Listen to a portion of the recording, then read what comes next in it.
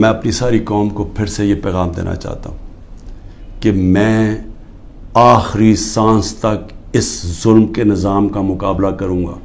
جب تک میرے ملک میں حقیقی آزادی نہیں آئی میں اس کی جد و جہد کروں گا. جو مرضی کر لیں گے, جیلوں میں ڈالیں, جو مرضی کریں, دھمکیاں دیں. یہ سمجھتے ہیں کہ شاید اس کی وجہ سے میں ان کے پاس جاؤں اور کہوں کہ جی مجھے معاف کر دو کہ میں نے آزادی کی بات کی تھی, مجھے معاف کر دو. اور میں آپ قوم کو بھی کہنا چاہتا ہوں, کبھی نہ اس نظام کو قبول کرنا. جس دن آپ نے اس کے سامنے اپنا سر جھکا دیا آپ کا کوئی مستقبل نہیں رہے گا پاکستان میں. مجھے تو یہ پتہ ہی نہیں تھا کیونکہ میرے پاس اتنے کیسز ہوئے ہیں, مجھے تو اندازہ ہی نہیں کہ کون سا کیس کون سا ہے. مجھے صرف اتنا پتا ہے کہ بلوچستان میں کسی نے کیس کیا ہوا ہے اور وہ ایسا فولش کیس ہے کہ اس کی کوئی حیثیت ہی نہیں ہے. اس کے اوپر میں نے کبھی توجہ ہی نہیں دی. وہ کیس کیا ہے؟ قاسم سوری رولنگ دیتا ہے کہ جناب یہ مراسلہ, یہ جو سائفر آیا ہے وہاں سے, اس کے ہوتے ہوئے بیرون ملک کی مداخلت ہوئی ہے ہمارے افیئرز میں, اور اس میں لکھا ہوا ہے کہ عمران خان کو عدم اعتماد میں شکست ہو. یہ مراسلے میں لکھا ہوا ہے, جو کہ وہ ڈونلڈ لو اور ہمارے ایمبیسڈر کے بیچ میں بات چیت ہوئی, جو کنفرم کیا گیا پاکستان کی سیکیورٹی کاؤنسل نے. پھر جب شہباز شریف بنا پرائم منسٹر, پھر سیکیورٹی کاؤنسل میں ایمبیسڈر کو اسد مجید کو بلایا گیا. اس نے بیٹھ کے کہا کہ ہاں یہ مجھے ڈونلڈ لو نے کہا تھا کہ عمران خان کو ہٹاؤ پرائم منسٹرشپ سے, اور یہ عدم اعتماد میں اس کو فیل کرو. اور ابھی عدم اعتماد درج نہیں کی گئی تھی اسمبلی کے اندر. تو قاسم سوری نے اس کو سامنے رکھتے ہوئے کہا کہ اس کے مراسلے کے ہوتے ہوئے میں یہ نہیں اس وقت آگے اسمبلی کو بڑھنے دیتا. اس کے اوپر میں نے اسمبلی ڈیزالو کر دی اور میں نے الیکشنز کال کر دیے. اب یہ آدمی کہہ رہا تھا کہ وہ جو الیکشنز میں نے کال کیے ہیں اس کے اوپر آرٹیکل 6 لگنا چاہیے. تو سپریم کورٹ نے تو پہلے ہی رولنگ دے دی تھی. انہوں نے تو اس کا صرف قاسم سوری کا جو رولنگ تھی اس کو انہوں نے ان لافل ڈکلیئر کر دیا.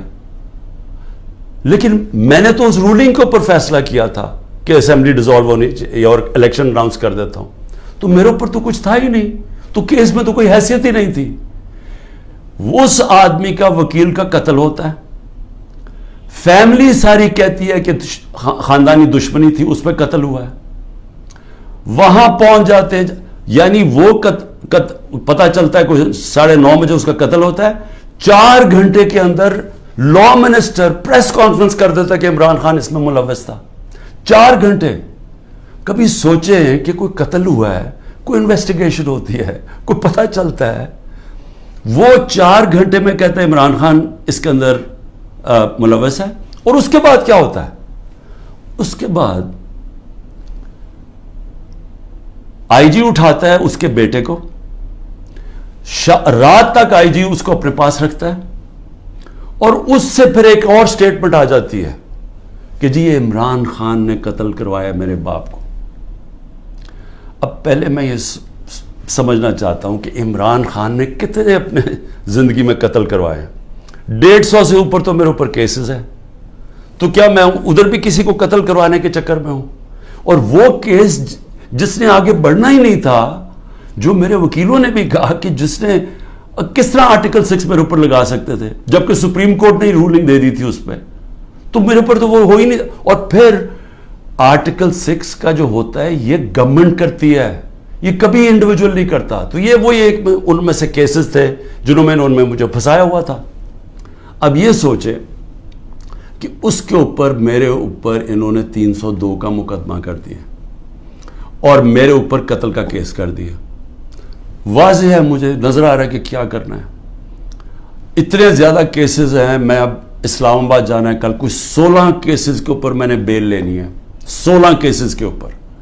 کبھی کسی اور پولیٹیکل لیڈر کے اوپر کبھی ایسا ہوا ہے؟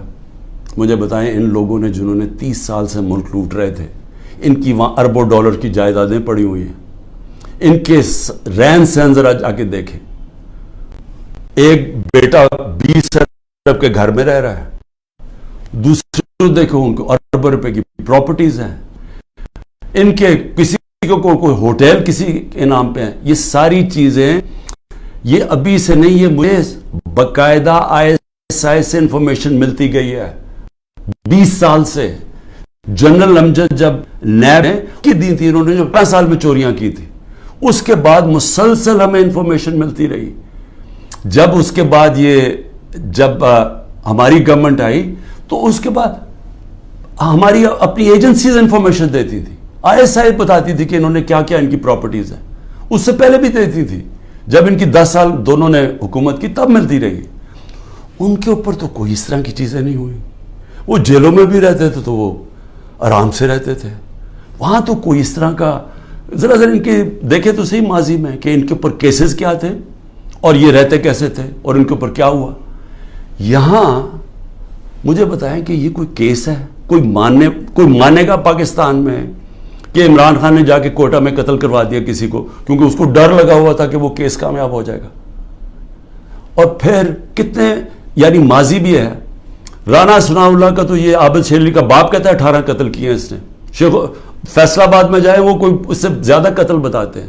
شہباز شریف کی تو رپورٹ ہے ہیومن رائٹس کی یا ایمنسٹی کی کہ اس نے 97 سے 99 تک 770 لوگوں کو پولیس مقابلے میں مروایا. اس کے اوپر تو عابد باکسر نے ٹی وی پہ آ کے کہا کہ اس نے قتل کروایا. عمران خان کے اوپر بتائیں کس نے کہا کسی کو قتل کیا. تو یہ جو قتل کا کیس انہوں نے کیا ہے, اس کا مقصد ہی ایک ہے کہ کسی نہ کسی طرح عمران خان کو پکڑ لو. اور میں اب اسلام آباد جا رہا ہوں, میں تو پورا تیار ہوں, میں تو تیار ہوں کہ پھر سے مجھے یہ پکڑیں گے. عمران ریاض اس ملک کا وہ صحافی تھا جس کو یوٹیوب پہ سب سے زیادہ دیکھا جاتا تھا. اس کا ابھی تک پتہ ہی نہیں وہ کدھر ہے. اور ہم سب کو خوف ہے کہ اس کے اوپر تشدد اتنا کیا ہے کہ یہ اس کو سامنے نہیں لے کے آ رہا ہے. عدالتیں بلا رہی ہیں, وہ نہیں آ رہا. اور جو پھر ہماری عدالتوں سے ہو رہا ہے اس وقت, بالکل عدالتوں کو انہوں نے ایسا کیا ہے کہ ان کی کوئی حیثیت ہی نہیں ہے. سپریم کورٹ کا فیصلہ ہوتا ہے آئین کے مطابق, ہم آئین کے مطابق فیصلہ کرتے ہیں. 14 مئی کو الیکشن ہونا تھا 90 دن کے اندر, آئین کہتا ہے. حکومت نے کوئی فکر نہیں کی. پختونخوا اور اس وقت پنجاب کے لوگ ایک انلیگل, ایک کیئر ٹیکر گورنمنٹ جس کی کوئی لیگیلٹی نہیں ہے, قانون میں کوئی حیثیت نہیں ہے, آئین میں کوئی حیثیت نہیں ہے, وہ بیٹھے ہوئے اوپر اور وہ کیسز پہ کیسز, انتقامی کارروائی. یعنی کیئر ٹیکر کا مطلب ہی ہوتا ہے وہ نیوٹرل ہوتے ہیں. یا نیوٹرل کا بھی ایک اور معنی ہو گیا, جو نیوٹرل بھی کہتے ہیں وہ بھی ظلم کر رہے ہیں ایک ہی پارٹی کے اوپر.